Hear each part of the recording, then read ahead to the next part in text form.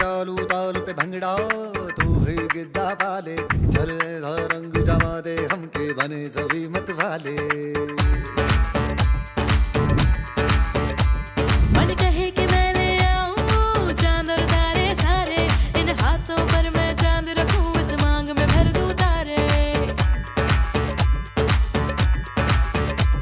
Hello hello तू floor पे जब है आई yellow yellow बड़ी सॉलिड मस्ती छाई हेलो हेलो तू मच है तुमने लगाई येलो येलो कंट्रोल करो मेरे भाई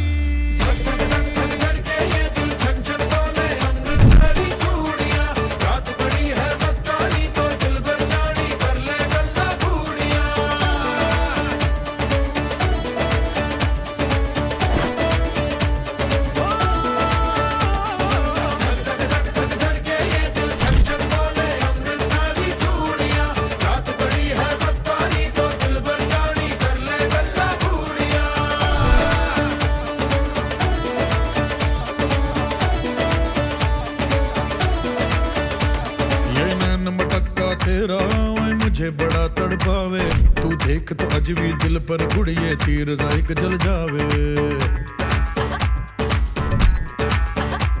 कर दे बिन पिए शराबी चेहरा तेरा गुलाबी कोई क्यों ना यमला बन जावे जो इतनी हो बेताबी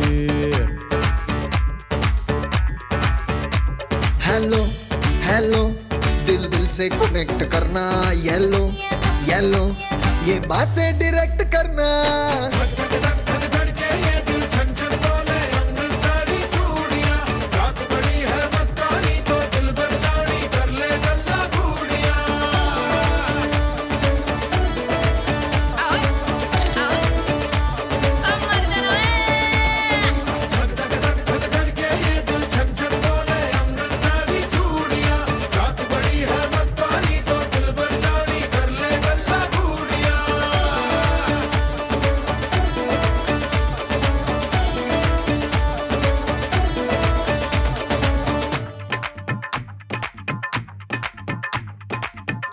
नक तेरा पन दूंगा नक नक नक तेरा पन दूंगा नक मैं कबूतर फंसे आके और फंसे बिना हाय फंसे बिना फंसे बिना हाय फंसे बिना छनो जनक तेरा पन दूंगा नक मैं तो छनो जनक तेरा पन दूंगा नक मैं तो छनो जनक तेरा पन दूंगा नक मैं तो छनो जनक तेरा पन दूंगा नक मैं कबूतर फंसे आके और कोई फंसे बिना मैं कबूतर फंसे आके और कोई फंसे बिना मैं कबूतर फंसे आके और कोई फंसे बिना मैं कबूतर फंसे आके और कोई फंसे बिना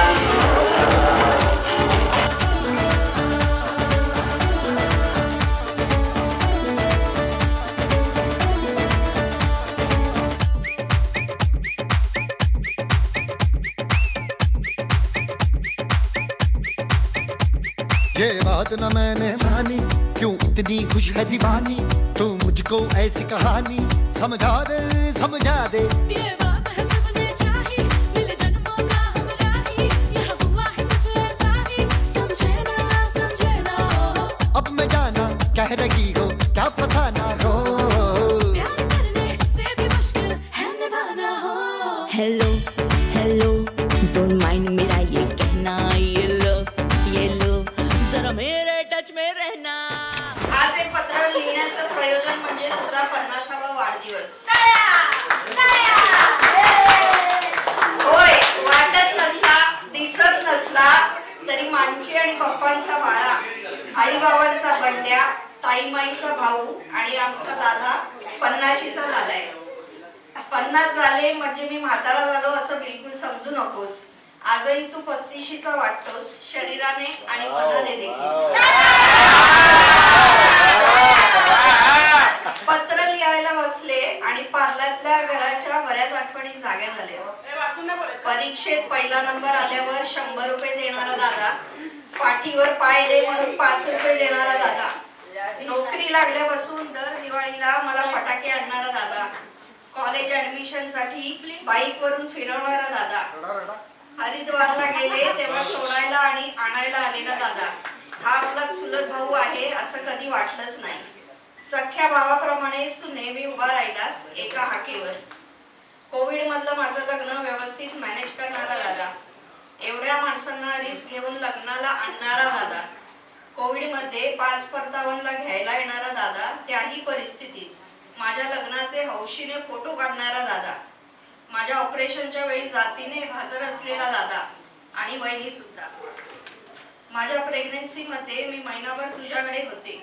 माझ्या घोरण्याचा त्रास होऊन देखील हवं नको ते बघणारा दादा आणि वहिनी, खाण्यापिण्याचे सगळे लाड तुम्ही केले. सुट्टीला कोविड झाला तेव्हा कुठलाही विचार न करता सिनियर सिटीजनला एका फटक्यात घरी नेऊन तिच्यासाठी साडीची खोली करणारा दादा, तिला रोज डबे पोचवणारा दादा, त्यावेळी देवापेक्षा कमी नव्हता. बाबांना अटॅक आल्यावर धावपळ करणारा, आम्हाला सपोर्ट करणारा दादा, आई बाबांच्या मुलापेक्षा कमी नव्हता. अशा अनेक आठवणी आहेत ज्या सगळ्या इथे मांडता येणार नाहीत. प्रत्येकासाठी तू काही ना काहीतरी केलंयस. लहान वयातच कामाला लागलास, सायकलवरून पेपर टाकलंस, त्याच सायकलवरून आम्हाला जुहूला आंघोळीला न्यायचास. पुढे केबल लाईन टाकलीस, मग फोटोग्राफर झालास आणि स्वतःचा बिझनेस सुरू केलास. घराची जबाबदारी उचललीस, बहिणींचं शिक्षण, स्वतःचं शिक्षण, सर्वांची लग्न, दागिने, जमेल तेवढं सगळं केलंस. सोनूला सेटल केलंस. सगळ्या जबाबदाऱ्या शक्य होतील तेवढ्या तू पार पाडल्यास. सारा, साईशा, वहिनी सगळ्यांची हौसमौस करतोस. स्वतःही स्वच्छंदी जगतोस, एन्जॉय करतोस. याबद्दल तुझं विशेष कौतुक. नाहीतर दुसऱ्याचं करताना आपल्या स्वतःचं जगणं राहून जातं. आज माणशी असती तर तुझ्या या कार्यक्रमाला पैठणी नेसून सजून दजून बसली असती, भरपूर फोटो काढले असते. ती नक्कीच तुला आज आशीर्वाद देत असेल. चुलत असलास तरी आमच्या सर्व बहिणींचं तुझ्यावर सख्या भावा इतकंच प्रेम आहे, विश्वास आहे. आमचं हे प्रेम, विश्वास कधी तोडू नकोस. कायम आमचा आधार बनून राहा. आई बाबा नंतर आम्हाला वडील असा तूच आहेस. तुझी ही इमेज कायम तशीच राहू दे. वय वाढतं तसं आजारपण सुद्धा वाढतं.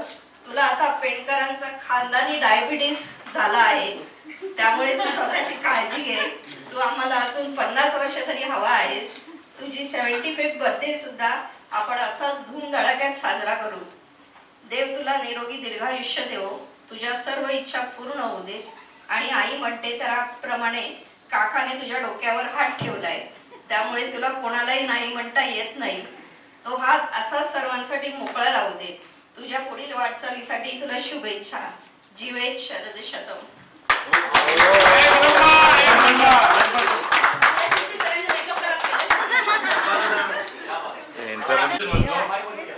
माझ्यासाठी नेहमी धावत येणारा, अर्ध्या रात्री सुद्धा धावत येणारा. आता 2 वेळा मला हॉस्पिटलला ऍडमिट करायची वेळ आली तेव्हा माझ्याजवळ कोणी नव्हतं, फक्त हा माझा पुतण्याच होता. आणि तो धावत आला माझ्यासाठी. स्वतःचे पैसे खर्च करून स्वतः ऍडमिट केलं, पैसे पण स्वतः भरले. एवढा तो म्हणजे चांगला आहे. आणि अशीच कृपा त्याची आमच्यावर नेहमी राहू दे. बस, आणखी काय नाही. तू आहे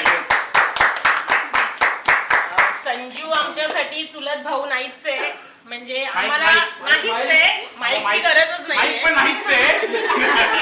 आमच्यासाठी संजू म्हणजे आमचा सख्खाच भाऊ आहे. आम्हाला जरी भाऊ नसला तरी सगळ्या म्हणजे आमच्या सगळ्या अपेक्षा तो पूर्ण करतो. सगळं करतो, म्हणजे त्याच्याबद्दल बोलणं शक्यच नाहीये, बोलण्यासारखंच नाहीये. Sanju thank you so much. माझ्या आई बाबांना पण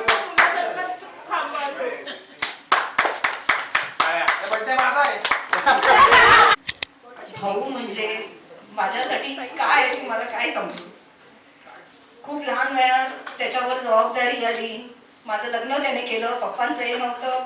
माझ्यासाठी त्याने खूप धावपळ केली आहे. मध्यस्थी दादा झालेला ताईच्या वेळी. माझा एक फोन केल्यावर तो माझ्यासाठी धावत येतो.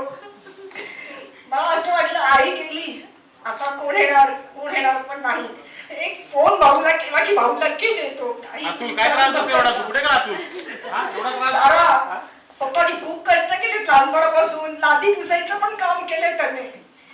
त्याला मुलगा नाही. सारा तू मुलगा म्हणून त्याच्या पाठीशी उभी राहूनंतर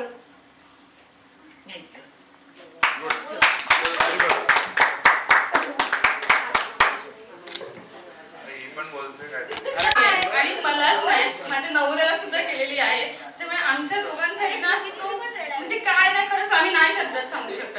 खरंच नाही, कधीच आम्हाला तो चुलत भाऊ वाटला नाहीये, कधीच नाही. त्याने आई बाबांची सुद्धा म्हणजे काका काकी म्हणून नाही, नेहमी आई वडील म्हणूनच काळजी घेतलेली आहे आणि अजूनपर्यंत तो घेत आलाय. आणि फक्त आमचेच आई बाबा नाही, काका काकी कोणी असू दे, कोणी आम्ही बहीण भावंड चुलत मित्र सगळ्यांसाठी तो इतका धावतो ना. खरंच असा भाऊ सगळ्यांना द्यावा देवाने, खरंच सगळ्यांना द्यावा. थँक्यू. समजतात दीर्घायुष्य देव, हेल्दी राहा आणि खुश राहा. कारण तुझी गरज आम्ही किती पुढे गेलो तरी आम्हाला पावले लागणार आहे. त्याच्यामुळे तुला रेडी राहायचंय.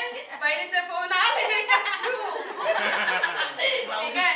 ऑलवेज त्याच्याबद्दल काही आम्हाला शंकाच नाहीये.